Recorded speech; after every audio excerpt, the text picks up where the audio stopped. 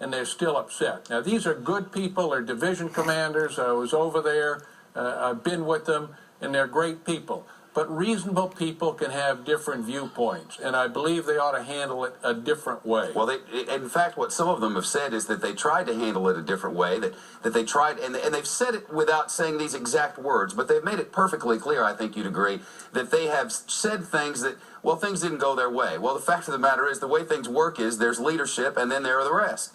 So the leaders have said, let's do it this way. What some of these are saying is, we fought a war, we took down a regime, we got to Baghdad faster than anybody in the world could have ever dreamed, including ourselves, that we'd get there, and we ended it over.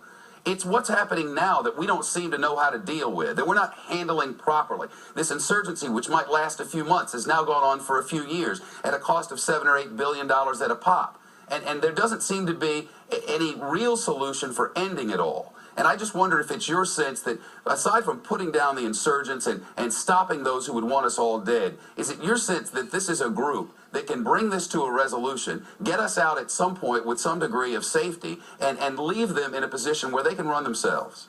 Yeah, I believe that. And I believe if we had 1 million people there, we still were going to have this fight.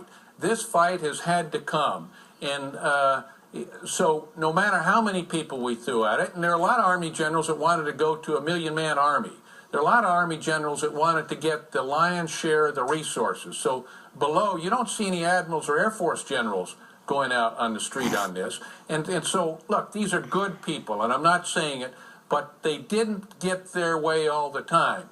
And look, we are going to get out of there. We are winning. Things are going in our direction. But I'll tell you, it's a tough fight. And if you would have asked me on December 16th, 1944, were we going to get home by Christmas, and I was sitting in Bastogne, I'd have said no. That's a tough fight. I'm not denying that it's not a tough fight. And it's going to be a tough fight against these Islamic extremists.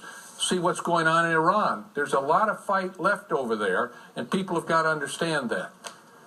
Thank you very much, General. It's great to see you. Have a great Easter.